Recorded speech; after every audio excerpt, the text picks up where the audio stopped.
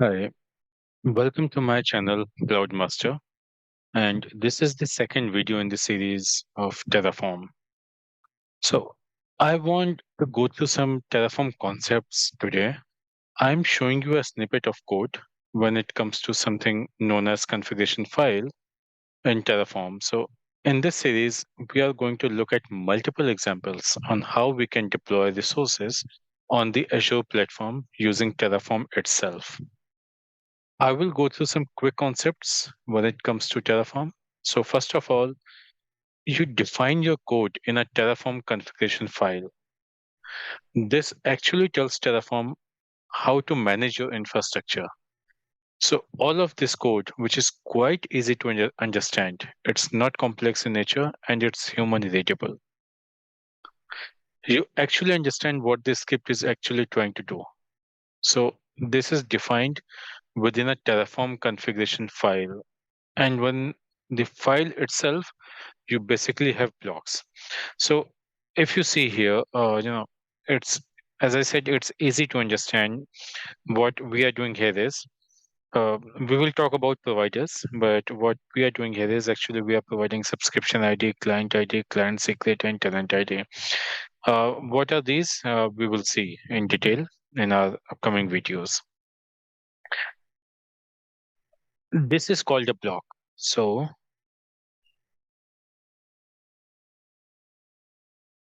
if I let me, yeah, this color. So this part I am saying called a block, right? So this is so d- uh, this is defined within a Terraform configuration file, and block of code. This is used to represent the configuration of an object. For example, here we have a resource block, resource group block. This block is used to represent the infrastructure that you want to deploy. So resource block will contain the resource type. So here the resource type is Azure RM underscore resource underscore group. This is the resource type. So if I highlight again, mm, let me take this one.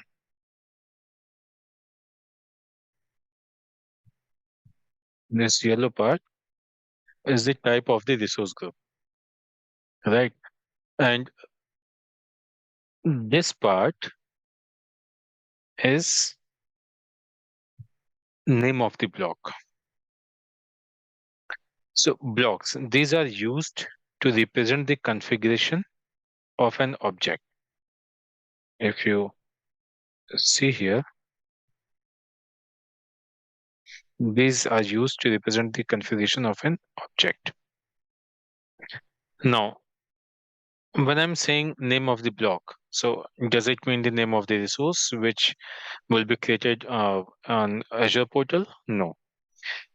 This is the name of the block, which it's to define in the configuration file itself. The name of the resource which will be created on Azure portal is over here next to name. Name is equal to whatever name we choose here, that resource group will have that name and the location. So any location where we want to create this particular resource. Right. And a resource type along with the name actually becomes a resource identifier in the form of, okay.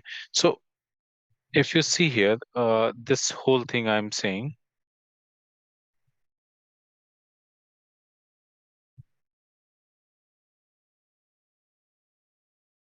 so this thing, this part becomes the resource identifier. If I want to find any resource, so we need two things. type of resource, what type of resource is this, and again the name of the block. If we have these two things, we can find any resource. So this is the resource identifier.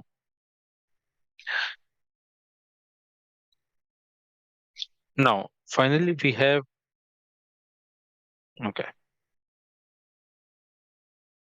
okay, name and location. These are called the arguments.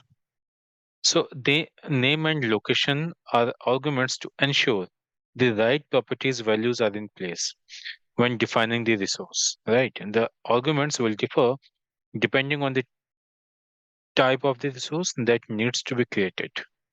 So uh, these arguments will differ.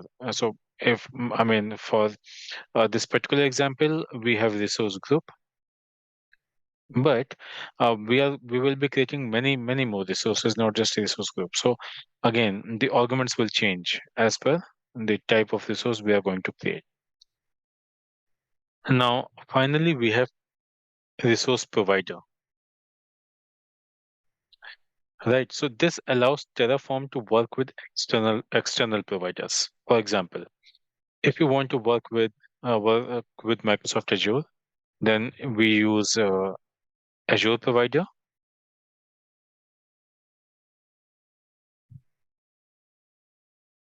right?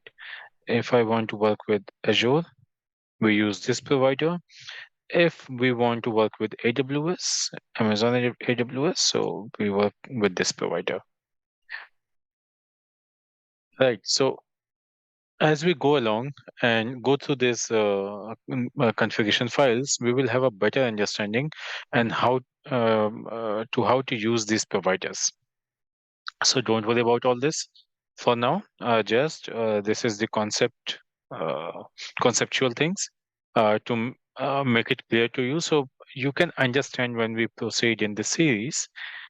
When I dig deeper, I explain, concepts, other technical things. So you should have fair amount of idea what exactly I'm talking about. So it's just to create a base. So don't worry about if you have not understood or maybe any challenge in understanding things here. We will go through all these things again in our upcoming videos.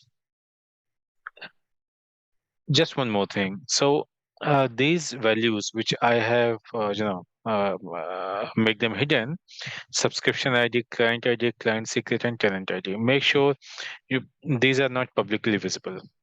And these are very secret values, your confidential values. Do not make them visible publicly.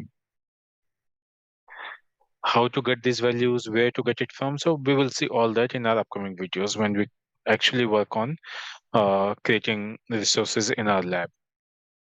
So for now, if you have any questions, doubt, concerns, please uh, leave your questions in the comment box and I will try to reply you as soon as possible.